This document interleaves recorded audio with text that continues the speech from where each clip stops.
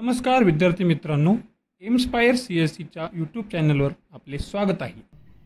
आजच्या व्हिडिओमध्ये अर्थशास्त्रामधील काही बेसिक कन्सेप्ट ज्या MPSC परीक्षेसाठी अत्यंत महत्त्वाच्या आहेत त्यांचा अभ्यास करणार आहोत।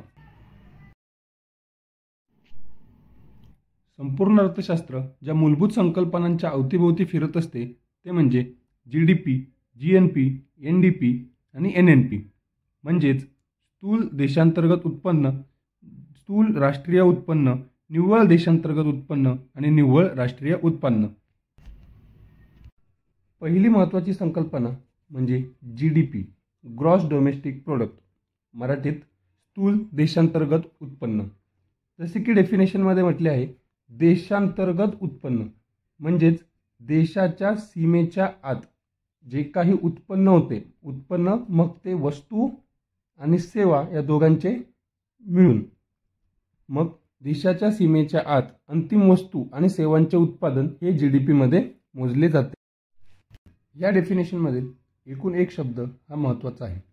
पहिला म्हणजे देशाच्या सीमेच्या आत, म्हणजेच इथे कोण उत्पन्न मिळवतो याला महत्त्व नाही, भारतीय असो किंवा विदेशी सर्वांचे उत्पन्न इथे मोजले जाते। दुसरा शब्द अंतिम, इथे वस्तू तयार झाल्यानंतर तिचे अंतिम मूल्य हे फक्त गृहीत धरले जाते। त्यानंतर वस्तू आणि सेवांचे म्हणजेच GDP मोजताना आपण दोन्ही म्हणजेच वस्तू आणि सेवा या दोघांचा विचार करतो आणि दोघांचे उत्पन्न आपण मोजतो।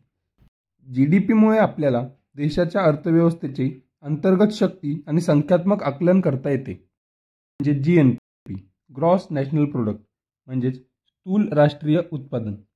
यात राष्ट्रीय शब्द आला म्हणजे इथे फक्त भारतीय नागरिकांचे एकूण उत्पन्न मोजले जाते। इथे महत्त्वाचा शब्द आहे नागरिकांचे।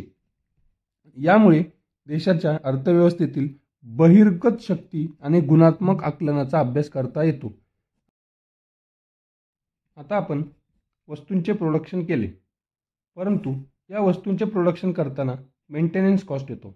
म्हणजेच समजा आपण एखाद्या स्कूटरचे उत्पादन केले, या स्कूटरचे उत्पादन करताना खूप साऱ्या मशिनरींचा वापर होतो।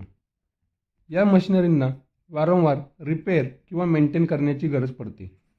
त्यासाठी जो खर्च होतो त्याला आपण घसारा किंवा डिप्रिसिएशन असे म्हणतो।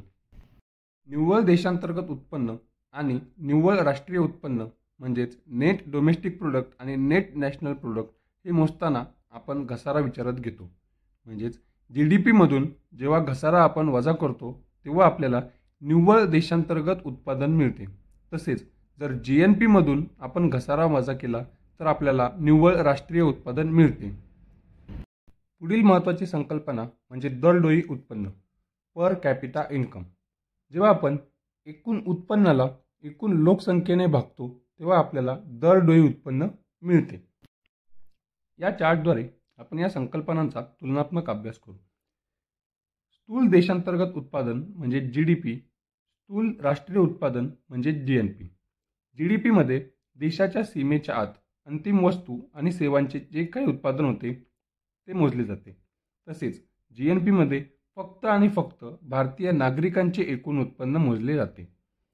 GDP मध्ये कोण उत्पन्न मिळवतो याला महत्त्व नाही, भारतीय असो किंवा विदेशी सर्वांचे उत्पादन इथे मोजले जाते। GDP वरून अर्थव्यवस्थेची अंतर्गत शक्ती आणि संख्यात्मक आकलन करता येते, तर GNP वरून अर्थव्यवस्थेची बहिर्गत शक्ती आणि गुणात्मक आकलन करता येते। तसेच निव्वळ देशांतर्गत उत्पादन म्हणजेच NDP हे आपल्याला GDP मधून जेव्हा घसारा वजा केला जातो तेव्हा मिळते, तर GNP मधून जेव्हा घसारा वजा केला जातो तेव्हा आपल्याला NNP म्हणजेच निव्वळ राष्ट्रीय उत्पादन, नेट नॅशनल प्रोडक्ट मिळते। पुढील महत्त्वाची संकल्पना म्हणजेच ग्रीन GDP, हरित स्थूल देशांतर्गत उत्पन्न। कोणत्याही वस्तूचे उत्पादन करताना त्या प्रोसेसमुळे पर्यावरणाचा ऱ्हास होतो आणि तो ऱ्हास नंतर भरून काढला जातो। याच दोन गोष्टींचा विचार आपल्याला ग्रीन GDP मध्ये करावा लागतो।